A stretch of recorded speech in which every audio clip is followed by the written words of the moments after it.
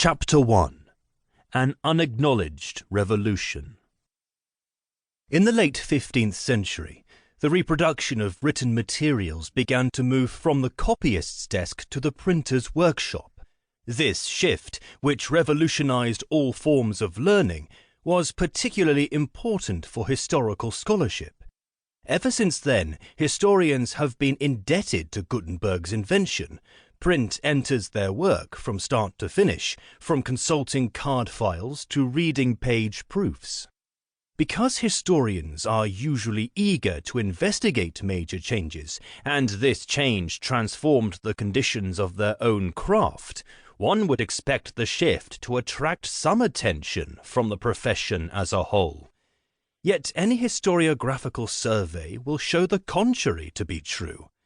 It is symbolic that Clio has retained her handwritten scroll.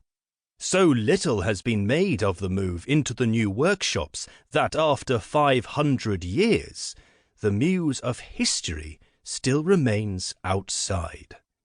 History bears witness, writes a sociologist, to the cataclysmic effect on society of inventions, of new media for the transmission of information among persons. The development of writing, and later the development of printing, are examples. Insofar as flesh and blood historians who turn out articles and books actually bear witness to what happened in the past, the effect on society of the development of printing, far from appearing cataclysmic, is remarkably inconspicuous. Many studies of developments during the last 5 centuries say nothing about it at all. There is, to be sure, a large, ever-growing literature on the history of printing and related topics. Several works that synthesize and summarize parts of this large literature have appeared. Thus, Rudolf Hirsch surveys problems associated with printing, selling, reading during the 1st century after Gutenberg. A more extensive, well-organized volume by Vebvre and Martin, which skillfully covers the first 3 centuries of printing and was first published in a French series devoted to the evolution of humanity, has recently been translated into English. An even broader coverage, embracing 500 years, is provided by Steinberg's remarkably succinct semi-popular survey.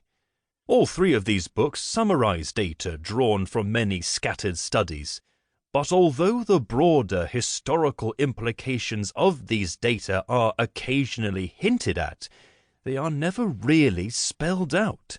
Like the section on printing in the new Cambridge Modern History, the contents of these surveys rarely enter into treatments of other aspects of the evolution of humanity.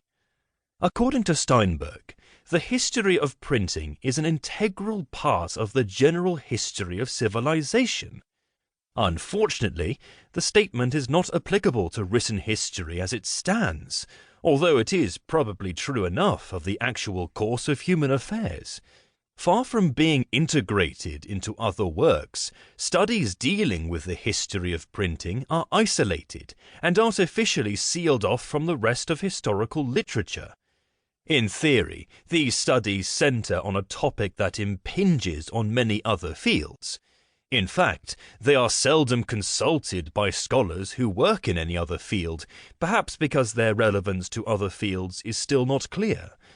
The exact nature of the impact which the invention and spread of printing had on Western civilization remains subject to interpretation even today. This seems to understate the case. There are few interpretations even of an inexact or approximate nature upon which scholars may draw when pursuing other inquiries.